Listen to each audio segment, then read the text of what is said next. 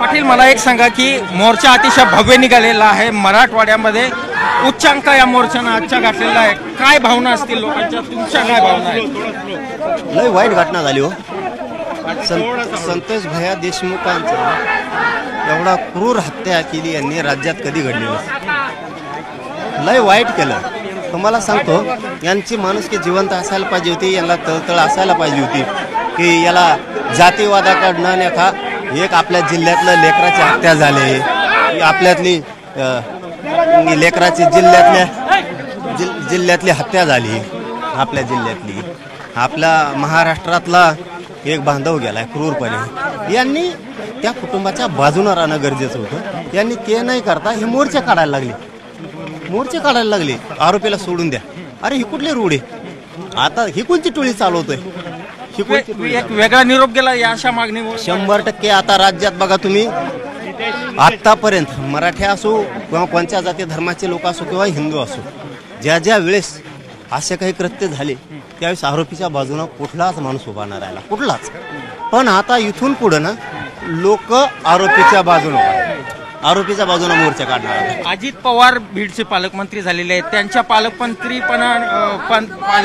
त्यांना मिळाल्यामुळे जी गुन्हेगारी आहे बीड मधली किंवा जी दहशत आहे ती संपल असं वाटतं का वाटतंय सध्या तरी वाटतंय की ते टाईट आहेत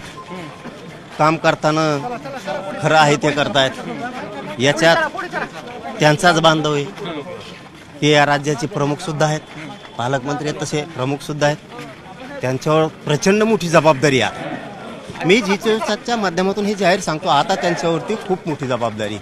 एका लेकराला न्याय देऊन या गुंडगिरीचा सफाया करणं ही त्यांच्यावरती खूप मोठी जबाबदारी त्यांनी जर थोडंफार मागं पुढं केलं तर मुख्यमंत्री आणि ते हे दोघांच्याही विरोधात राज्यात रोष होणार कारण हे सत्य आहे की यांची गुंडगिरी लई बलात्कार करणं खून करणं डाके टाकणं अमोल करणं हे प्रकार सर्रास आहेत या सर्व प्रकारामुळे धनंजय मुंडेंना पालकमंत्री पदापासून दूर ठेवलं हे मला नाही माहिती असे 50 दिले तर आम्हाला काय फरक पडत नाही आम्ही खंबीर आहेत पण एक गोष्ट सत्यच आहे की याच्यातला खंडणीतला आणि खुनातला आरोपी एकही सुट्टा कामा नाही कारण खंडणी मागायला जाणारे आणि खून करणारे यांच्यापेक्षाही सामूहिक कट रचून संघटित गुन्हेगारी करायला लावणारा हा सगळ्यात मोठा गुन्हेगार असतो म्हणून याच्यातला माणूस सुटता कामा नाही तुम्ही त्यांनी आंदोलन केले आरोपीच्या बाजूनं म्हणून जर तुम्ही एखाद्याला सोडाल तर त्यांच्यापेक्षा 10 पट जास्त मोठं आंदोलन उभं राहू शकतोय आणि राज्य सुद्धा मी बंद पाडणार महाराष्ट्रात हे आंदोलन उभं करणार तुम्ही अशा प्रकारे हो मी तर राज्यच बंद पाडून टाकणार आम्ही तुम्हाला खेटायचंच का मग आमचा माणूस जाऊन सुद्धा आमचा जर खूनच पाचवायचा तुम्हाला चार्जशीटमध्ये जर अफरातफरी करायची तुम्हाला कोणी कोणाला फोन केले ते घ्यायचे नसतील कोणी कोणाला साथ दिली हे बी घ्यायचं नसेल आणि तुम्हाला जर नुसतं वरचीवर दाटून जर सांगायचं असेल आम्ही तपास केला आम्ही अमकं केलं तमकं केलं पण आढळून नाही आलं हे आम्हाला मान्यच नाही कारण हे खून करून घेतलाय यांचे फोन झालेत खंडणी मागितली आणि हे कसं काय नाकारणार तुम्ही हे कसं नाकारणार तुम्ही त्यामुळं यातला एकही आरोपी सुटता कामा नाही हे आमचं प्रामाणिक म्हणणं आहे आणि याच शब्दावरती मुख्यमंत्र्यांच्या मराठा समाज शांत आहे अनेक आंदोलकांचं असं म्हणणं आहे भलेही धनंजय मुंडेंना पालकमंत्री पदापासून दूर ठेवलं असेल पण त्यांना मंत्रिपदापासून सुद्धा दूर ठेवण्यात यावं जेणेकरून या प्रकरणाचा तपास जो आहे तो निष्पक्षपाती होईल आणि तिथली गुन्हेगारी जी आहे ती कमी होईल ती सरकारने विचार केला पाहिजे पण आम्ही सोडत नाही आम्ही संतोष भैयाला न्याय मिळाल्याशिवाय आणि सोमनाथ सूर्यवंशींना न्याय मिळाल्याशिवाय वाकोडी साहेबांनाही न्याय मिळाल्याशिवाय आम्ही मात्र हटत नाही काय व्हायचं असेल ते होऊ दे 25 तारखेला तुमचं आमरण उपोषण आंतरवाली सराटीमध्ये सुरू होत आहे त्या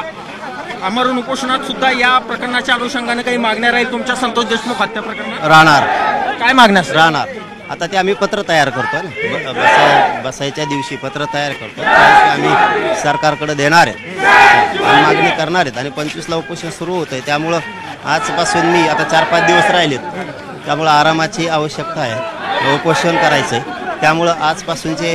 उद्यापासून आम्ही सगळे राज्यातले सगळे दौरे आता रद्द करणार आहेत कुठंही जाता येणार नाही जर कोणाला आम्ही येतो असं बोललो असेल तर तुमची दिलगिरी व्यक्त करतो कारण हातातोंडाला घास आलेला आहे आमच्या करोडो मराठ्याच्या लेकराला त्या आरक्षणाचा त्यामुळे उपोषण करणं आवश्यक असल्यामुळं मला आता उद्यापासून कुठल्याही कार्यक्रमाला जाता येणार नाही प्रकरण तडीत जाईपर्यंत तुम्ही या दोनही कुटुंबाच्या पाठीशी राहाल यस हटणारच नाही याच्यापेक्षा काय क्रूर करू द्यायचं यांना आणि का जवळ करायचं यांना? खुणं करणाऱ्याला का जवळ करायचं? मोर्चे काढतात खुणं करतात, यांना काय जवळ करायचं? तर अशा प्रकारे मनोज जरांगे पाटील यांनी त्यांच्या प्रतिक्रिया ज्या आहेत त्या संतप्त पद्धतीने व्यक्त केलेल्या आहे आणि खुणं करणाऱ्यांना काय जवळ करायचं आहे असं म्हणत 25 जानेवारीपासून मनोज जरांगे पाटील अंतरवाली सराटीमध्ये जे आमरण उपोषण सुरू करणार आहे त्यामध्ये मराठा समाजाला कुणबी